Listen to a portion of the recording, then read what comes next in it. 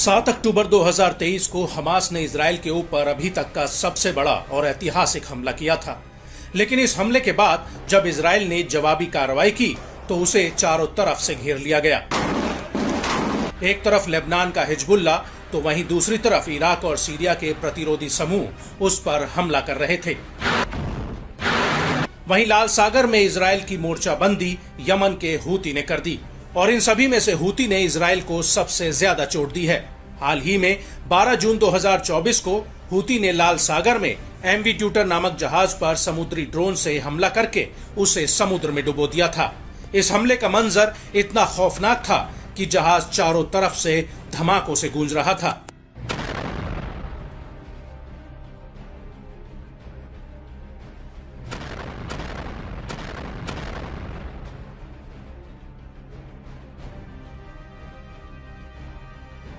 लेकिन ऐसा लगता है कि हूती अभी यहीं नहीं रुका है, बल्कि वो आगे इजराइल को कोई बड़ी चोट देने की तैयारी में है,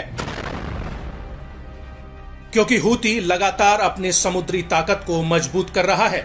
जी हां, अब हम बात कर रहे हैं हूती के नए समुद्री ड्रोन तूफान अल मुदम्मर की, जिसे अरबी भाषा में तबाही वाली बाढ़ के नाम से जाना जाता है। अल मुदम्मर जून 2024 के महीने में वो चौथा विशेष हथियार है जिससे हूती ने पर्दा उठाया है।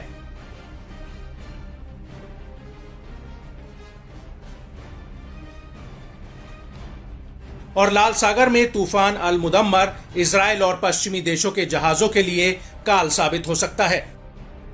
वो इसलिए क्योंकि ये समुद्री ड्रोन 1000 से 1500 किलो तक का हथियार या विस्फोटक ले जा सकता है। इसको लेकर यमन की मीडिया का कहना है कि ये यूएसवी एडवांस टेक्नोलॉजी से लैस है। इसे मैनुअल और रिमोट कंट्रोल दोनों से चलाया जा सकता है और समुद्र में इसकी स्पीड करीब 84 किलोमीटर प्रति घंटा है। ये समुद्र के हर वातावरण में हमला कर सकता है।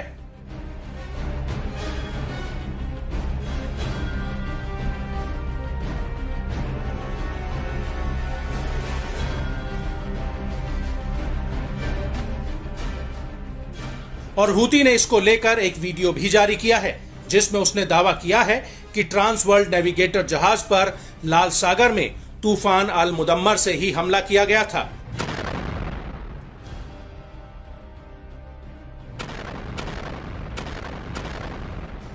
हूती के इस वीडियो में साफ दिख रहा है कि कैसे समुद्र में ये ड्रोन दौड़ता हुआ जा रहा है और सामने खड़े ट्रांस वर्ल्ड नेविगेटर पर जाकर ये हमला कर देता है, जिसमें जोरदार धमाके होने लगते हैं।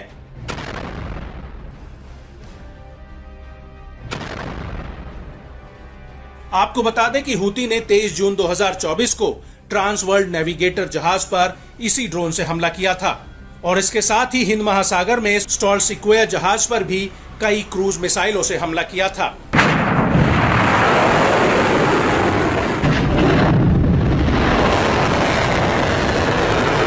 आपको बता दें कि जून 2024 की शुरुआत में ही हूती ने एक नई बैलिस्टिक मिसाइल को दुनिया के सामने पेश किया था, जिसे उसने फिलिस्तीन बैलिस्टिक मिसाइल का नाम दिया था।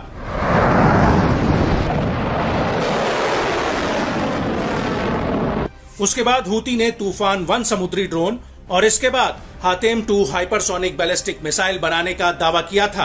बड़ी बात यह है कि हालिया दिनों में हूती की हवाई और समुद्री ताकत में बेतहाशा बढ़ोतरी हुई है और इसके पीछे सीधे ईरान का हाथ है। ईरान ने ही हूती को बैलिस्टिक और हाइपरसोनिक मिसाइल टेक्नोलॉजी मुहैया कराई है, जिसके दम पर वो स्वदेशी मिसाइल और समुद्री ड्रोन बनाने का दावा कर रहा है।